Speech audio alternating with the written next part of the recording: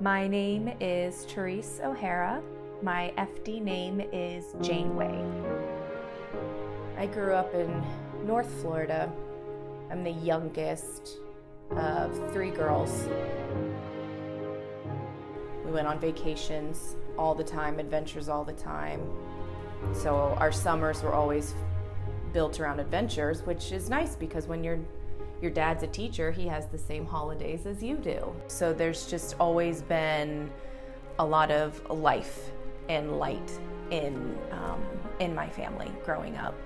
My college years at the start were rough. Moving away from home and being in an environment that was completely different, I just failed miserably, at life. And then eventually I went back, knew who I was, knew what I wanted to do, and had that passion and that drive to finish, and got my teaching degree. Whatever I do, I throw myself into wholeheartedly. Teaching just became my identity. They were my kids. When I was diagnosed with MS in the middle of a school year and I was in a full relapse, I learned how quickly your body can just turn against you. But even when I was still teaching, there were days where I had to not go to work because my whole day was full of doctor appointments. And in that second half of the year, I had over 100 doctor appointments. I quickly realized, okay, so this is what your life is going to be now, just managing your health. It started in my eyes. That's what led to the diagnosis. And then the next day was a little worse, and then the next day was a little worse. And about by day 5, it was just pitch black. I went completely blind in my left eye in about a week. When something's going wrong, we just excuse it away. It's stress, I'm tired, it'll be fine, it'll get better, but it didn't. During this whole time, my husband was in the process of needing an open heart surgery to get a triple bypass. Pretty sure that moment is what set my own journey on its path. So it became very apparent to me that,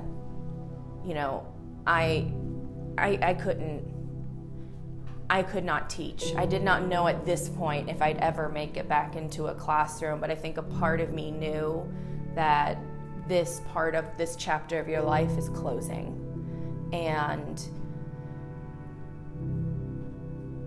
the career that you thought you were building, and then the bottom fell out.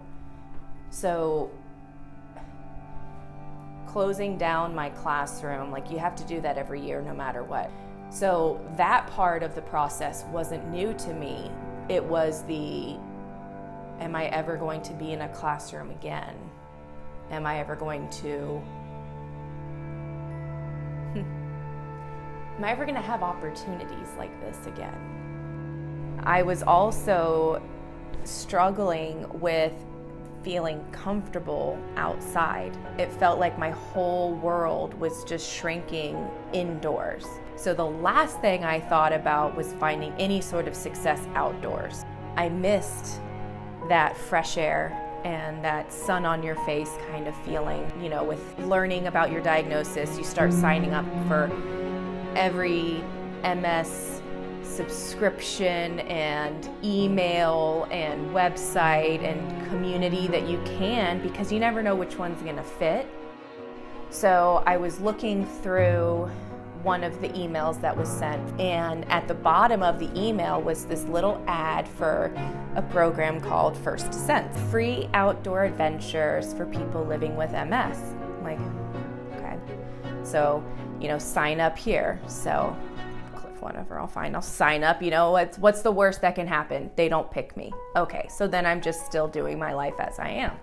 And then all of a sudden one day there's an email in my inbox saying that a spot had opened up. So I go into my husband's office and I'm like, honey, just got an email that the rock climbing program in Estes Park, Colorado is now open and there's a spot for me. But I need to basically kind of tell them today if I'm gonna do it because it's next week. It's like, well then do it. I said, but I don't know if I can. He's like, so what if you can or can't? Just go and figure it out when you get there.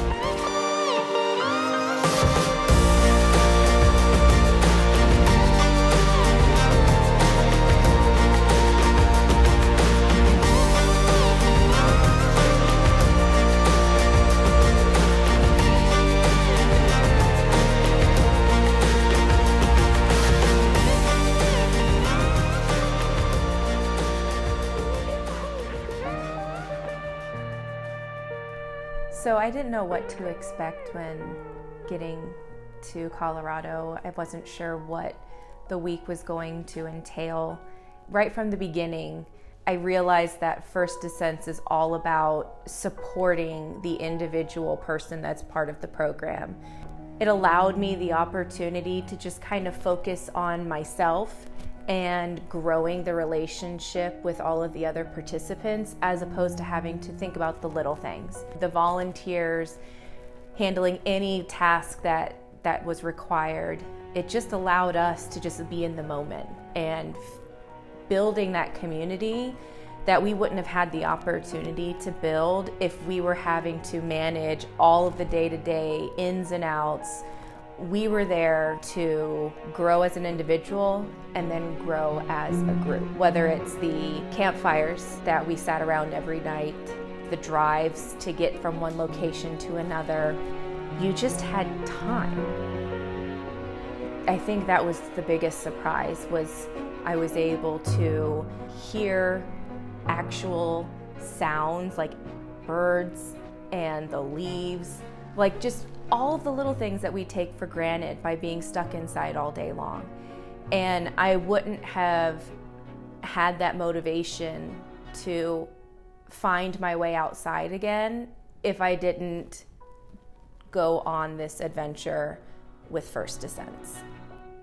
I mean, my whole perspective about what life means for me and what my life means moving forward changed in less than a week because of this experience. I make the choice of what is good enough, and I make the decision of what is a success for me, because I'm stronger than I realize, and I am bigger than this moment that I'm trying to work my way through. You know, like this, what makes MS a challenging, invisible disease is that every single person is at a different point in their progression of their disease. So even though there was a group of us there and we all had basically the same diagnosis, we weren't the same people.